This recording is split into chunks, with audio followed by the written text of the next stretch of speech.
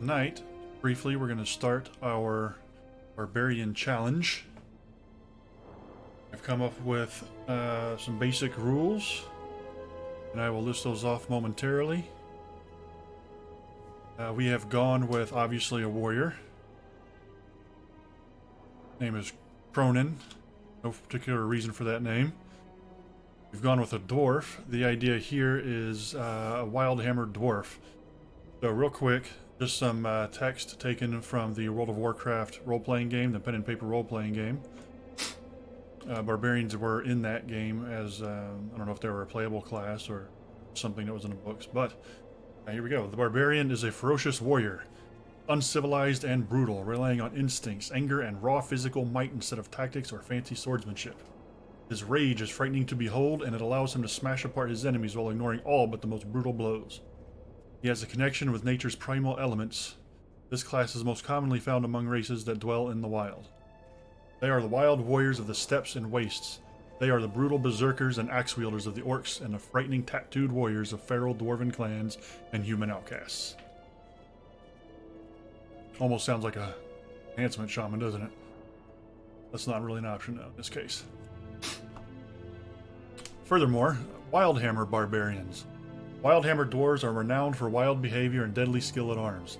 They have a tendency to enter a fray armored with little more than a loincloth and body paint and still come out covered only with the blood of their foes. They are fierce, charging across the ground or when soaring atop griffins. Barbarians of other races seek to emulate Wildhammer Dwarves' reckless ability to stay alive through sheer pluck while laying waste to their enemies. The iconic Wildhammer Barbarian clutches his hammer and grins, showing gaps in his teeth. Feathers and beads are stuck in his sweaty hair and beard. "Come get some," he shouts, before letting out a howl and charging forward. So, based on descriptions out of the book, we have gone with dark hair, a bald top of the head, and dark skin. Unfortunately, tattoos are not an option, since all this is based on the Ironforged dwarves, but, too bad. We're just going to make do with what we have. So, Wildhammer Barbarian. The restrictions we are going to go with, obviously it's a warrior. We're going to go with Fury because of the description of not relying on swordsmanship but rage instead. We're going to go with two-handed weapons primarily. We might dual wield, but we're not going to use shields. Skills are going to be skinning and leatherworking. We're going to allow first aid and cooking. We might do fishing, I'm not real sure. I don't see how any of that would interfere with being a barbarian per se. The Wildhammer Dwarves are not known for... They don't have the ability of the stoneskin like the Ironforged Dwarves, so we're not going to use that ability. Further restrictions, leather armor only, with no chest armor. And for us, we're going to make that a restriction until level 40. After 40, we're going to allow mail armor, but only on the hands, feet, and belt, and the rest has to be leather. Which at that point will allow chest armor. A helmet is always going to be a thing, but we're going to turn that off in the interface so it can't. Also, we're not going to do any sales or purchases from the auction house, because that would be partaking too much in civilization.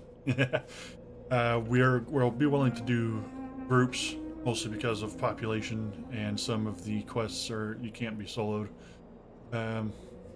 Also, we are a barbarian, but we're also an adventurer, so we're going to be going into caves and dungeons and things like that. It just makes sense, so that's what we're going to be doing. Those are our restrictions.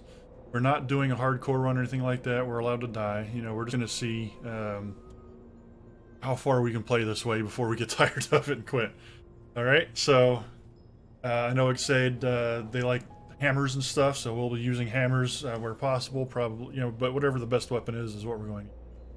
Again, we're Fury. Weapon speed doesn't matter too much, so eventually when we get to Whirlwind, we'll probably take the mace there. And that's really it for the restrictions of the challenge. So, the Wildhammer Dwarf Cronin ends his journey.